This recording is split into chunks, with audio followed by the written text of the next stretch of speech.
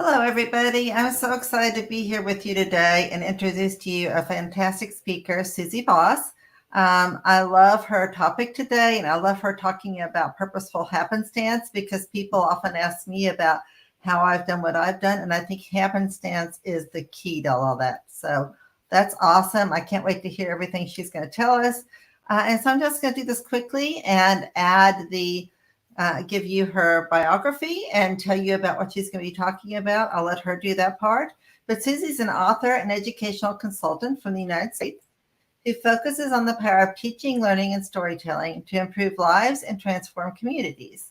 She has worked with educators around the globe who are shifting from traditional instruction to real-world project-based learning. And that is such an important concept, Suzie. She is the author of a dozen books translated in several languages, longtime contributor to Edutopia, frequent conference presenter, and PBLWorks National Faculty Emeritus. Her newest book, Redefining Student Success, Building a New Vision to Transform Learning, Teaching, and Leading Teaching and Learning, focuses on how educators are collaborating with their communities to design learning experiences that build students' readiness to tackle future challenges. And Suzie, I'm so excited you're doing all this. This is so important and it's right up my alley. So I'm excited to listen to you and learn with everyone here, and I'll be monitoring the chat. So I'm going to go away now and let Suzie take it away. Thank you, Suzie. Wonderful. Thank you so much for that lovely introduction. And it's so nice to be with you all today. I'm joining you from Portland, Oregon. Before I get started, I want to give a big shout out to Lucy Gray, who's the brains behind this amazing conference and is working like crazy to make it all happen. Lucy and I are fellow collaborators, have worked in the global education space and often bump into each other at conferences. And she began talking about this vision a while back of bringing us together to support each other in the work of being educational consultants and working with schools around the globe. And when we talked some months back, it was just an early idea, and now she's made it happen. So a big shout out to her and a big thank you for the invitation to join you today with a topic I'm calling Ready or Not. So ready or not, let's jump in. So I'm going to start with a story. A few months back, an old friend reached out through my website. We'd had some family news to share, and he tracked me down. And he noticed from looking at my website that I've written a lot of books. That didn't surprise him. I've always been a writer, an author, journalist early on, journalism teacher even before that. And what surprised him was that I was working as a consultant with schools around the world. And he wanted to know kind of what got me started on this path that's taken me everywhere from Iceland to India, from China to Chile, all across the US. What was the plan that got me started going in this direction? And I sort of laughed. I said, well, there's not really a plan. There's no marketing magic here. I just have made a habit of saying yes when opportunities come up that enable me, or invitations to connect with educators who want to put students at the center of learning. That's what my work has been all about, and that's what I think we need to do in education today. This young lady you see on the screen here is one of the many amazing students I've met. She's in Bogota, Colombia. She was my guide for a conference there. But when we put students at the center of learning, I think wonderful things happen. And so when invitations come up, when opportunities come along, I'm thankful for those opportunities, and I tend to say yes. And now this is where the story takes a turn, because it turns out my friend is a career counselor. And he said, there's actually a word for what you're doing. And we call it planned happenstance in the career counseling field. And it's actually, an area of specialization, and not so much an accident, but actually something that happens through some intention and some certain traits that people who live their lives this way share. Now, that got me really curious. So I kind of did my own deep dive into this area of planned happenstance. I wanted to know, what was this all about? What did this mean? Was it true, what he said? And what was there to learn about this? And so I kind of did my own little dive into the research. I came upon the work of a Stanford professor named John Crumboltz, who's helped us to identify the traits of planned happenstance. And it turns out there are 5 defining traits that I'm going to be talking about today with you. And it occurred to me that these are traits that we should be developing as educational consultants, because I think they set the stage for really great learning experiences. But even more importantly, I think there are traits that we want to cultivate in our work with students, because I think these are the traits that are going to set them up for opportunities they can seize upon in a world that can seem kind of unplanned and full of change and full of perhaps surprises. So what I want to talk with you about are these traits of planned happenstance. There are 5 of them. And as you're listening, I encourage you to think about, how do these play out in your own careers as educational consultants, or in the careers that you're developing as consultants? And just as importantly, how are you helping to cultivate them and the experiences you're helping educators and schools design for their students, so that they can take advantage and be open to opportunities that are going to come their way if they're ready to kind of seize the moment and jump into those moments of opportunity. So let's start with the first one, probably my favorite: curiosity. As I mentioned, I was curious from the beginning about this phrase of planned happenstance. But for me, curiosity it should be as natural as breathing. It's part, it's what makes us human. We should be wondering about the world. But one of the great ironies in education is that as students progress from elementary into secondary, as they get older, as their brains become more capable of abstract thought, they stop asking interesting questions, or they stop asking as interesting questions.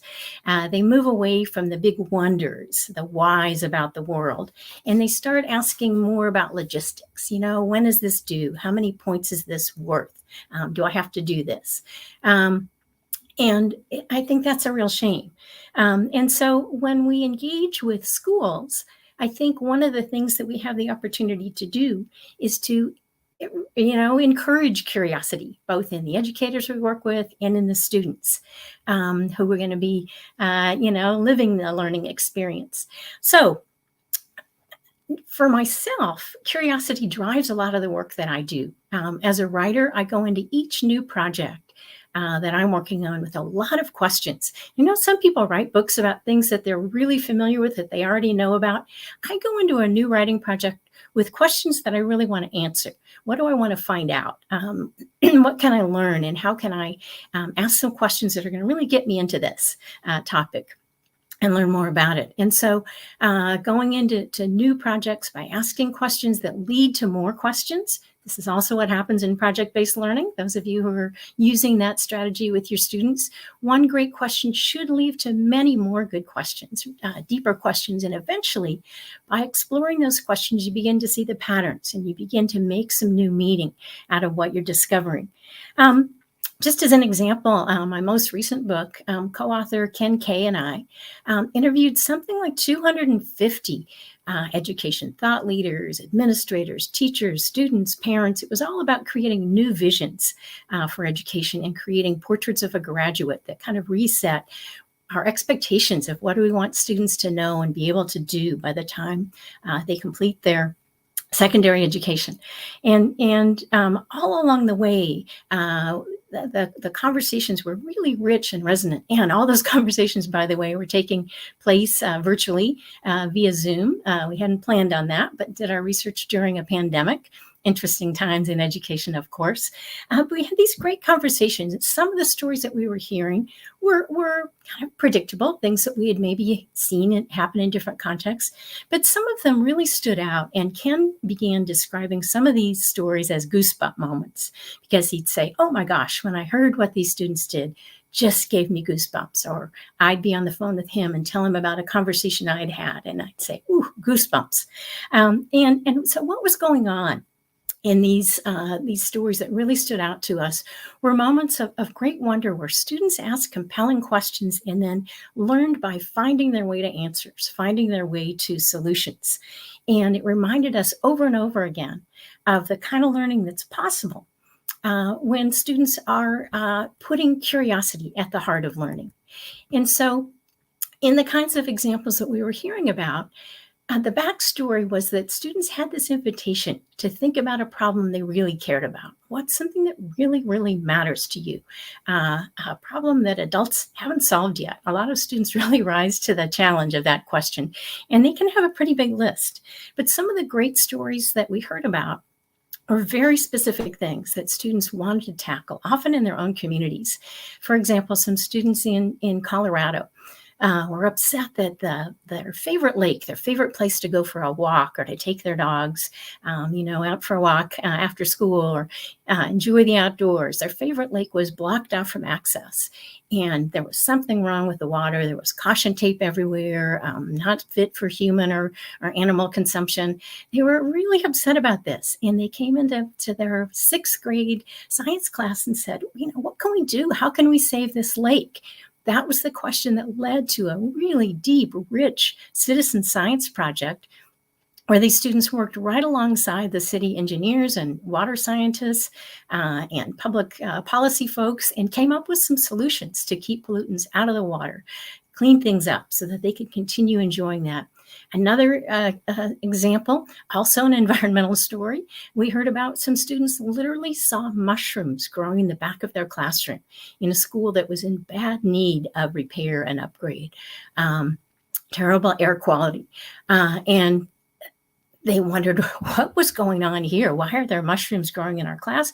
And more importantly, are they harmful? And more importantly yet, what can we do about this? That launched them on an investigation that combined both science and public policy, because once they understood what the science was all about, then they wanted to get some funding secured to address the issue and improve the quality, indoor air quality for everyone, get rid of that moisture and mold. That was a problem. And I'm hearing similar stories, goosebump type stories all around the world when students are invited to tackle problems that really matter to them, to ask compelling questions, to leverage their curiosity as part of the learning.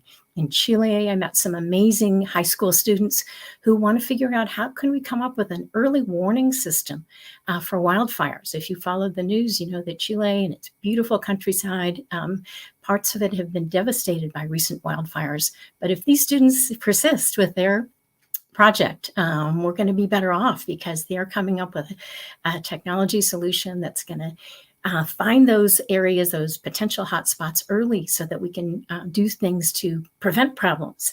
In Colombia, I met students who want to reimagine their economy around chocolate. So they're bringing together agriculture and economic theory to come up with what they talked about as a chocolate economy, which I think is a really wonderful sounding idea. So curiosity, it's a fantastic thing. So how do we help our students lean into curiosity? I think one of the things that we can do with the schools that we work with is continually bring up the why. Sometimes when schools are inviting us as consultants to come work with them, it's because they've got a specific what in mind. There's something that they think they want to implement. They have a strategy they want to, put in place. But before we get into the what, I always start with the why. Why is it that you think project-based learning is what your school should be advancing or advocating? Why do you think that passion projects are the right way to go? Why do you want to rethink your vision with a new portrait of a graduate? So let's be sure we get to that why before we get into the what. Because if we don't know our why, as we often hear, it's hard to move forward with a what. We can lose track of our motivation, what's bringing us in this direction. So just a quick example, another story for you. A few years back, I was working with some amazing teachers from Italy who were really reinventing what their school was all about. I was with them on a field trip that they took to visit a project-based school in California. So they came all the way from Italy to California to see what project-based learning was really like in a school that was leveraging this, kind of a wall-to-wall PBL school. And this was part of their ambitious effort to really rethink their school, what it was all about, shifting from a very traditional place to an environment for innovation and entrepreneurship. And they really understood their why. They were very clear about why this was necessary. They recognized that the jobs of yesterday, jobs in the fashion industries that a lot of folks in their community had grown up and built careers and lives around, things like tailoring and pattern making and being seamstresses, those jobs had been outsourced. They had gone off to Asia, and they were not so readily available. They were not dependable careers for their students any longer. So they really needed to rethink. If we're going to prepare our students for this new economy, students are going to have to help create it. How are we going to get them ready for them? So they had really done their own deep dive into project-based learning. They'd read about it. That's how we connected. They'd read some of my books, reached out through my website. Again, have a website if you're a consultant. You never know who's going to come along with an opportunity to collaborate. And so we'd been working together. And now they were in this school, wall-to-wall PBL school in California, and they were just overflowing with questions. They wanted to know, why were students learning in the way they were? Why were classrooms set up in the way that they were? Why were teachers teaming in the ways that they were? Why this project? Why that project? They were just overflowing with curiosity, and the students were just ready for it. Students were leading the tour. They were fielding these questions. They were having great conversations. And the curiosity was just alive and well, on both sides. The students were really curious about these visitors and what was going on in their school.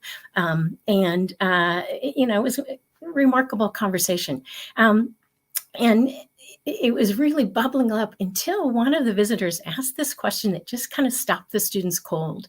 And he leaned in and he just said in this beautiful accent, "What are your dreams?" And I thought, oh my gosh, what a breathtaking question. What a wonderful question. And the students really needed a moment to kind of gather their thoughts and think about, well, what are our dreams? Nobody really has asked us that before. And then the conversation picked up again. But I thought, here it is. This is the power of curiosity. And as consultants, we have this privilege of spending time with schools in lots of different contexts, educators sometimes from all around the world. And I think that gives us not only the chance, but the responsibility to ask provocative questions of students, of teachers, of school leaders. And so instead of leading with answers, coming in with all the answers, we do much better when we lead with questions as consultants. So keep that in mind. It's one of those traits of planned happenstance, and I think it's worth cultivating for all of us. So that's trait number one. The second one is all about persistence. Now, we know persistence is important. I started documenting examples of project-based learning probably 20 years ago. And back then, the early adopters of PBL tended to be outliers. They tended to be that one teacher in a school who was doing things a little bit different. Students were out of class, talking to people in the community, sharing their work in public spaces, using technology in ways that other teachers and other students perhaps weren't. These were our early adopters in PBL. They were challenging their students in ways that students perhaps hadn't been challenged before. Now, today, we know a lot more about PBL. We have robust networks of schools who are teaching and leading in this way. Their students are doing remarkable things. There's a substantial body of evidence about the effectiveness of project-based learning. We know a lot more than we used to about what makes it effective, how to do it really well, what advantages students will gain in terms of both academics and the life skills that they'll cultivate by working together, by tackling real problems, by having a sense of curiosity and the kind of gumption, the agency to think that they can make a difference. But is it everywhere? No, this kind of learning is not everywhere. The young people that you see here, I happened to meet at a conference in Turkey, and they were taking on real problems in their own communities, and they were determined to solve them if you can see on the back of their shirts, it says, "This is what a social entrepreneur looks like." They had come upon the field of research around social entrepreneurship, social innovation, people who are solving social and emotional or social and environmental challenges, often with business strategies, really looking for sustainable solutions. These students knew it wasn't going to be easy and that they were going to have to stick with these ideas for the long haul. So persistence is one of those traits that we really need to cultivate in our students, and particularly in the schools that we work with. So in ourselves as consultants, we need to continue to lean into persistence and help schools work through those challenges that are going to be inevitable. We know that challenges continue to come up in education. We know that in a lot of schools, learning is still confined to content silos. So students don't get those opportunities to bring good ideas together, to think across disciplines in the way that they need to solve real challenges. It makes it hard to do the sorts of projects that are grounded in real issues that are complex and messy and require interdisciplinary solutions. We know that in too many schools, teachers are limited when it comes to time to collaborate.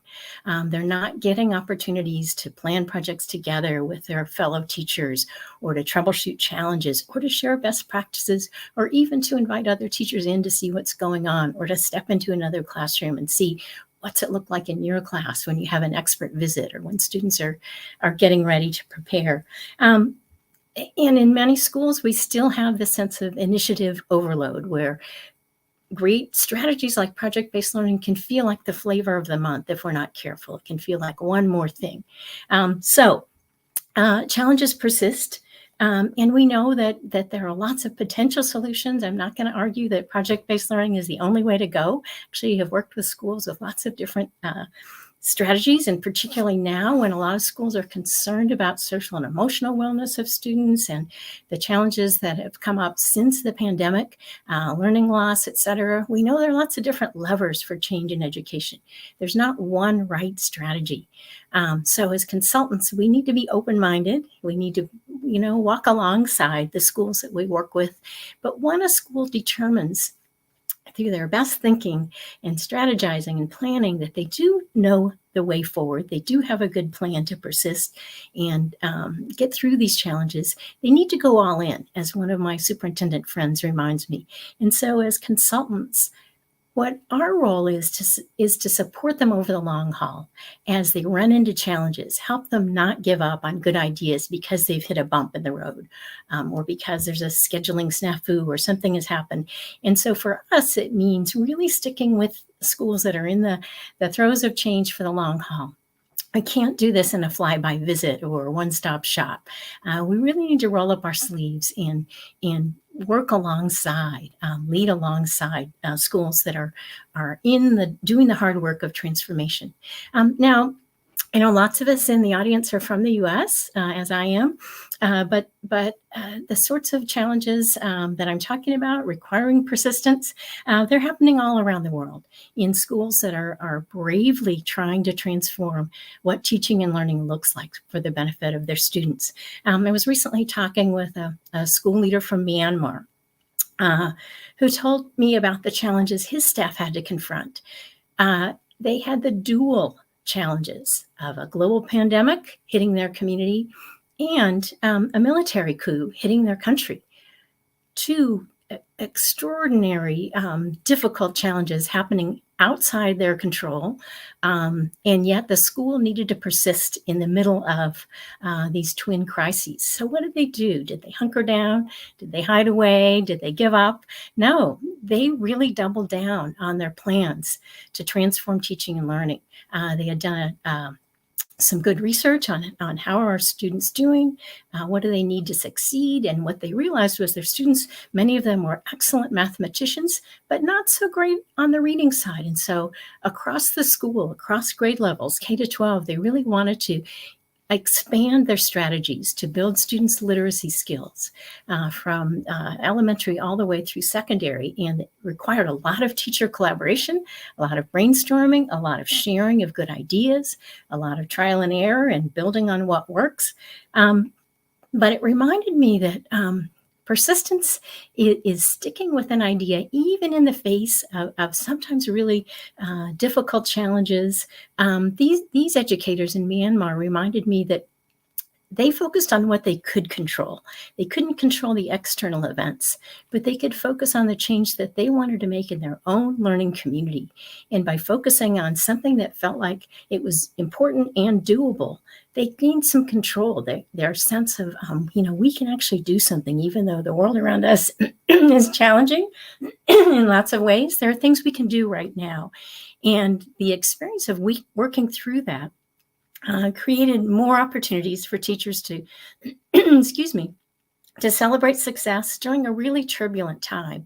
And for the school leader, it built a sense of what he liked to talk about as collective efficacy, that we as educators can actually do really hard things by working together, by pulling together. So it turns out that planned happenstance is about a lot more than serendipity. It's actually a theory of learning. And so how do we learn from unexpected events? How do we persist in the face of challenges?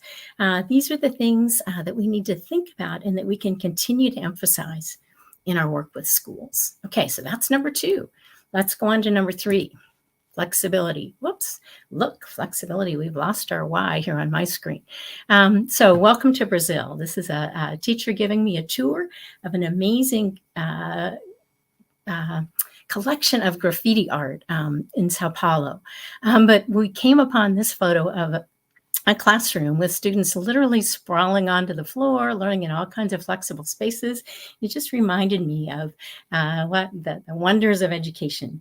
But as we think about flexibility as another trait that builds this sense of planned happenstance, I thought, boy, this is something that consultants really need to take to heart. How many of you have ever had a flight canceled on your way to a gig? I bet many of us have found ourselves stuck in airports we didn't plan to be in, or you show up for an event and the schedule is different than what you expected, or something's happened and the best laid plans suddenly need to be revisited, and you're rethinking your game plan overnight or on the fly. The ability to adapt to unforeseen events, that's just something all of us as consultants need to be ready for. And again, it's something that our students need as well. That trait of flexibility is something that we can model and encourage.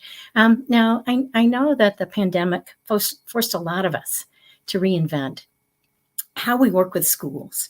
Like many of you, I spent a lot of hours on Zoom between 2020, 2021.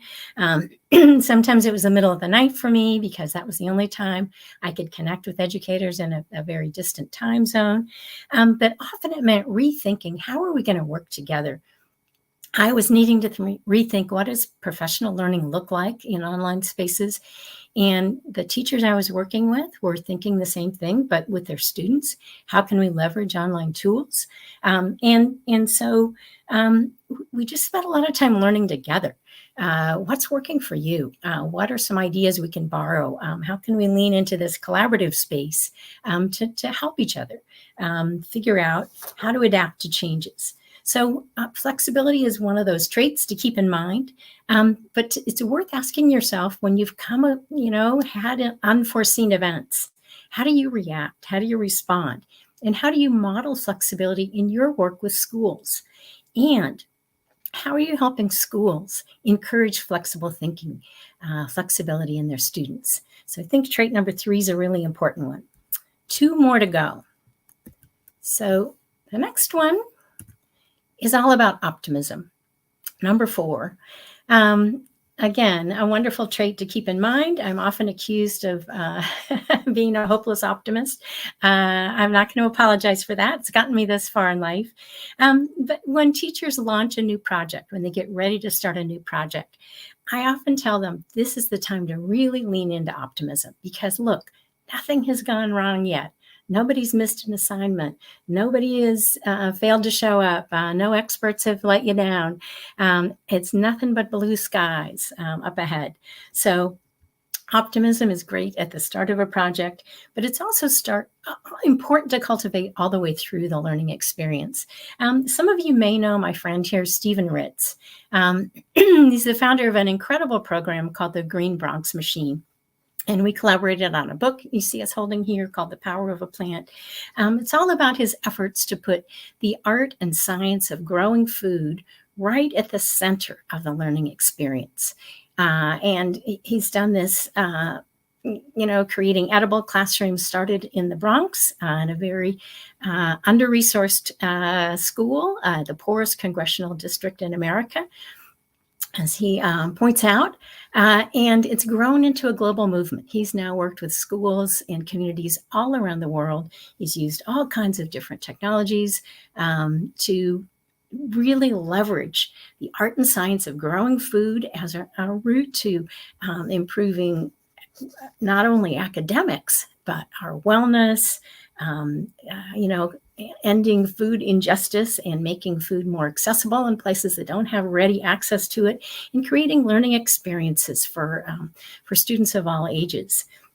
Now, in exploring his story, in researching his backstory, I found out that there were a lot of bumps in the road to where he is today. If you meet Steve today on a keynote stage, he's just, full of all the great things that are happening all around the world. But boy, those early years were tough. He hit a lot of barriers. He had this great idea. He knew that he could connect with students through growing plants and creating really healthy food. But he had administrators who didn't believe in his vision. He had challenges that had him bouncing from one school to another. He tried different technologies before he landed on the ones you see here. These are tower gardens, but he tried different ways of literally bringing farms right into the classroom. It wasn't easy. But throughout his journey, he just stuck with this idea that I can make this work. Anytime he would come upon a new potential technology solution or an idea like a portable kitchen, he would think, I could do something with that. He has this optimistic sense about him that possibilities are everywhere. And if, we're going to make things happen for our students, we really need to lean into our optimism and not get bogged down by what's not working or what's hard. So as consultants, again, I think we have opportunities to cultivate optimism in the schools where we work. We're coming in with fresh eyes. And I think our first visit to schools, our first conversation should really be about the bright spots. What's working well? What are some of the things that we're seeing? That are really worth celebrating.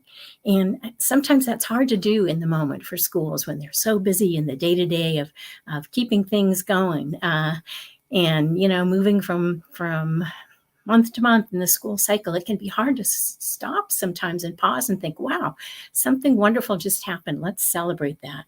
So before digging into the challenges that schools might be facing and that we can potentially help them with our ideas and our solutions and our strategies, let's start by celebrating what's working and encouraging educators to recognize the assets in the schools that they're working with and in the students themselves, those wonderful assets and strengths that students bring. And this is where storytelling can be our friend. I think we can leverage storytelling to share some of those stories of what's working well. And make sure that the schools we're working with are sharing their own stories, or capturing and paying attention to the bright spots in their own communities. And when things fall short, when challenges arise, we can guide the conversation back to that all-important question of what can we learn from this, and how do we create the momentum to kind of pick ourselves up, take the next steps to move forward. Okay, so that was number 4. And we're going to come to the last trait of planned happenstance, and that's risk-taking. Now, it's been about 15 years since I kind of started my deep dive into global education. I had traveled a bit in the past, but around 15 years ago, a colleague of mine reached out and said, hey, there's this organization, it's a small nonprofit in India, that's looking for someone to come and do a series of workshops about project-based learning. And it'll take you all over the country. It'll be a wonderful experience. And I think you should do it. And he had done the similar trip in the past and had, nothing but great memories and rewarding experiences and receptive teachers. And he said, oh, and by the way, don't expect a detailed itinerary. Things are going to be changing week to week, sometimes day to day. So flexibility, remember trait number 3, flexibility, that was going to be important. So I thought about it and I thought, I'm ready for this. I'm going to do it. I'm going to take a leap of faith, trust my friend, and go have this adventure. So off I went. And so for about 5 weeks, I crisscrossed India. I was on planes and trains and rickshaws, and I stayed in sometimes nice hotels, sometimes school dormitories, once a beachfront resort with resident peacocks. And every day was another chance for me to learn something new. The sights and the sounds and the foods, but most importantly, the people that I was meeting along the way. And every day was another opportunity. Every workshop was another opportunity to work with educators who were really committed to doing right by their students. Now, some of these schools were very well-resourced international schools, but others were public schools struggling with challenges like enormous class sizes, like lack of preparation, lack of planning time, pretty onerous national curriculum that was not so flexible for things like project-based learning, lack of technology access. But despite the challenges, these were educators determined for their students to have the right kind of education to set them up for whatever challenges were ahead of them. They wanted them to be ready for the future, or whatever those opportunities might be, like these young ladies here in Rajasthan who were so interested in the U.S. and so eager to know, what's the future going to be like? What's going to be ahead of us? They were just full of optimism and ideas about what was ahead. So I took this risk and I set off. And I found that the rewards were much greater than I could have imagined. Of course, there was all the experience of really immersing myself in another culture, another place, meeting all these amazing people. But the rewards, continued long after that trip 15 years ago. The people that I met there, we had further conversations. As I said, you can't do this kind of work as a flyby. You need long-term commitment. So I've been back to India many times, and I think maybe 10 times by now, I'm not sure. But the contacts that I made there led to other conversations with other schools around the world, expanded my ability, my connections, my reach. Books wound up getting translated into different languages. I'm an advisor to an amazing organization in India doing project-based learning in all kinds of settings across the country, some of them pretty under-resourced and unfamiliar with strategies like PBL, but kids are doing great things and solving problems they really care about. And I think none of this for me would have happened if I hadn't just taken that plunge, taken the risk and said yes to an interesting opportunity that let me do the work that I love doing and that advocates putting students at the center of learning. So risk taking is worth keeping in mind. A friend of mine recently, another educator,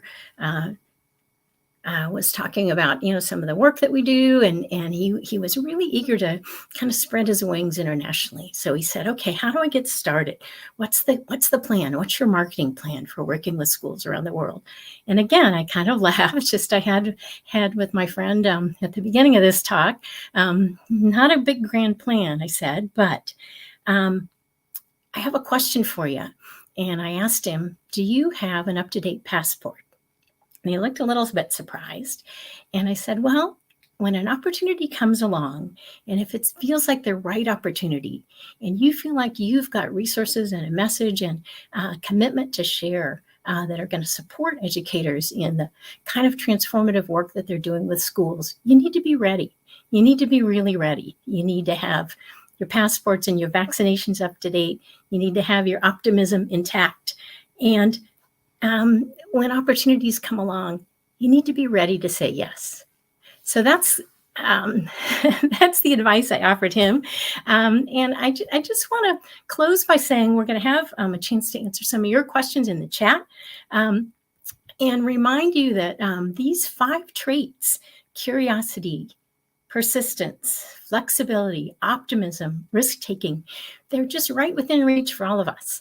And I think that they are going to be good for us as consultants to keep in mind, and really good for our students to cultivate, to think about whatever challenges are going to be ahead for us. So I'm going to close there and thank you for your time, and see if there are questions that we can ask in the chat. Suzie, this is awesome. I can't believe you and I have never met before. Because we both have these happenstance instances, and people ask me as well, like, how did you end up working with Jane Goodall? How did you end up on the tundra working with polar bears? How did you end up in refugee camps? And it is that happenstance, but I think it also comes back to your passion, and you have the passion. And when you have the passion, you're open to these types of opportunities. They just happen. And you do have to say yes, sometimes even when your family is going, I'm not sure you should be going there. Right, exactly, right. I have had those questions as well, but are there questions in the chat that have come up? I haven't seen it yet, but I hope they'll ask some soon. I do have a question because it's one I run into, and I addressed it a little bit in the chat, but can you share when sometimes this is a difficult concept for schools and teachers, especially in the US, when they're having to deal with standards and everything like that, and all that, testing that's going on. I know my answer, but this isn't my webcast, so not my presentation. How do you handle that when someone says, well, how does this address my standards? How can I still do that? Right. Well, one of the things we have going for us now is we've got some really good research about project-based learning and how well it works for helping students make academic gains and retain information and be able to apply it later. So it's not just learning something for a test and forgetting about it, as sometimes happens. But this is helping students really learn deeply and hold on to ideas and be able to apply them when they come up again, in new contexts. So sharing the research, I think, is helpful. But I think the other thing that helps is reminding teachers that they may have a set curriculum, standards that they need to address. But thinking about, why are we teaching these ideas? Why are these important? Who uses these in the world? And it's not that we're saying in doing things like project-based learning, you're ignoring your standards. No, you're creating a context for them. So think about, all right, who's using things like change over time, or being able to analyze data, be a data scientist, use math to address problems, use mapping to understand local issues, things like that. Who uses these tools? How can we create learning experiences that give students a sense that these standards, these learning goals aren't abstract. They aren't things you're learning just because you're going to be tested on them, but they actually are how people do important things in the world. So for a lot of teachers, that can be kind of a game changer. So really thinking about the why are we teaching these standards to these students at this age? And then who uses them, and how can we give students that experience of using these standards in a purposeful way, getting away from that question of why do we need to learn this, which we've all heard students ask. So those are sort of the conversations that I'll have with schools, sometimes with parents. I'll talk with schools. Sometimes will invite me to talk with parent communities about, what is this project-based learning business, and why is this good for our kids? So I think having those answers ready is important. Yeah, and often kids are just disengaged because learning isn't relevant, and this adds so much relevance and authenticity with real world problems that they have chosen, the teacher hasn't chosen, which is so important. I have one more question, then I have another question from the chat. Great. So how important do you think action is to this? So they can research, they can understand the problem, and empathy and understanding are important, but what about, is that the end of it, or what do you think about taking an action, and what does that entail? I think action is really important. When I'm helping teachers thinking about kind of what's a right-sized problem for your students, can they get their arms around it, and can they actually do something with this problem? Sometimes if we ask kids, what's a problem you care about that adults haven't solved, sometimes they'll think really big. They'll think poverty, climate science, income inequality. And I'll say, okay, me too. I care about that. We've got 3 weeks.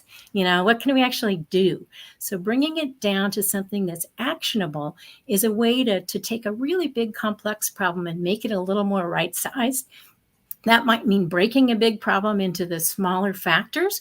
What's contributing to that problem? We can't maybe address all of them, but we might be able to address one factor and actually do something, and then see if we've made a change. I remember a teacher one time challenging her students they had done a remarkable science project. There was a favorite swimming hole in their community, and every time it rained, the swimming hole was off limits because stuff would run into, off the streets and off the pipes and into the swimming hole. Couldn't use it until the water was clean again. And they did a big analysis of water quality, did all kinds of great testing and analysis of what was causing the problem. They finished their report, turned it into the teacher, and she said, okay. And they thought they were done. And she said, all right, next week, forecast for rain. Are you going to be able to go swimming? And the kids looked at her and said, well, no. I mean, nobody's done anything with our solutions yet. And she said, well, are you just talkers or are you doers? And that was, I thought, the great challenge for them to think about, okay, we've got these great solutions, but unless we see that they start to be put into action, maybe we need to get others to take up our solution. Maybe we need funding, but we've got to do something. We can't just say, oh, here's an idea, this might work, but nothing's going to change without action. So I think action is really important. It might be a small step, but something doable that another education friend, I think she was a principal, said, how often do kids get to take an idea all the way to the finish line? And I think that's really important. How is my idea going to work? Is it really going to work? Is it just something I'm making up for class, or could this really be a solution? So I think action's important. Awesome. That's so awesome. And Dr. Jane Goodall always says that, individually we can make a difference, but collectively as a group, it may be a small difference for me and a small one for you, but collectively we can make a huge impact. Absolutely. Those small steps add up. Yeah. Okay. So this is a little bit off the topic, but not really, considering the type of conference this is and the theme of it.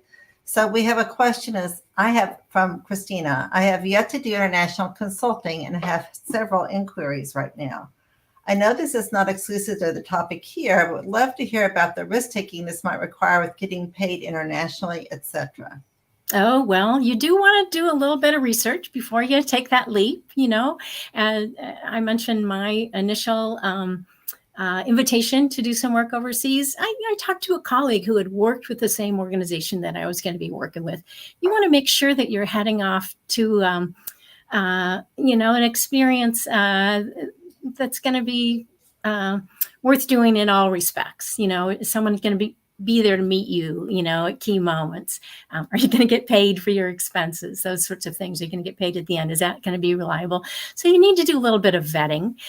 So it's risk-taking, but it's risk-taking with, some critical thought. So you do want to kind of check out who's the host, who's worked with this group before, those sorts of things before you go flying off into the unknown.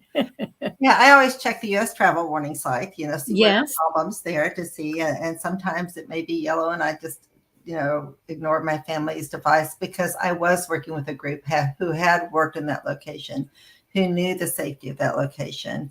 And it's always comforting when you are with some kind of organization or group to have fallback on. Right. Or someone who's worked with them before. So that's Exactly. excellent advice. Yeah. Any other questions? I don't see any either right now, but I do have just one more thing and then we'll let you go. The other thing I think is people think this is focused on one curricular area. And I think the power of interdisciplinary approaches and cross-curricular approaches is really big. So do you want to just talk to that for a second? Yeah. I think, most interesting problems require more than one way of thinking to solve them, and so the kinds of projects that I've just been describing today, the ones that are goosebump moment projects, they all require different kinds of thinking to come to good solutions. So you may need to think as an historian, you may need to think as a videographer, you may need to think as a statistician to really come to both a solution and a way to present it. Just last week, we're in the U.S., the finals of an amazing annual project called National History Day. It's both in U.S. and international competitions. And it's a history project. And yet students are using the tools of videography, of creative design to create exhibits. They're using their communication skills, amazing literacy work happening there. In fact, that reminds me, my next stop after today, a chance to maybe connect with some of you all, is at ISTE, the ISTE conference, and in Denver. And I'll actually be doing a session with an amazing educator whose students have been at the National History Day finals, and he's been a National History Day Teacher of the Year. So we'll be doing a session together if you want to learn more about that particular project. But it's one example where it's focused on one discipline. It's about history, and yet other disciplines come into play for students to really do the research, come up with great accounts of history, interpretations of history, and be able to share their thinking in really creative ways. So those cross-curricular opportunities, they go hand in hand, I think, with authentic. Awesome. That happens. And this is from Chris. He says, following up with what Suzie just said, always find a way to include math in your projects when you might need to measure or take statistics. Absolutely. And shout out to you, Chris. I know Chris is an amazing PBL author and consultant himself, and puts math at the center of problem solving. So I really appreciate it. Been able to include art and music. I mean, all types of arts. I mean, it really will fit historically. Lots of different ways you can include it. Absolutely. This has been wonderful. I will be at ISTE. Oh, great. At ISTE. So we hope some of us can connect. It'd be awesome to meet today. Absolutely. Thank you for an incredible session, Suzie. This has been fantastic. And we look forward to hearing more from you in the future and possibly seeing you this coming week. Absolutely. Hope to see you in Denver. And thanks, everyone, for joining today. Particular shout out to Lucy for putting together this amazing event, bringing your vision to life. And all of you, good luck with wherever your journeys may take you next. So, thanks so much. Yeah. And the one final thing is relationships are so important as you do this work. And that's how you get some of these opportunities and happenstances. Absolutely. So, good work, everyone. Thank you for attending today, and continue watching some of our other sessions. We'll see you there. Thanks. Wonderful. Suzie. Thanks so much. Bye. Bye.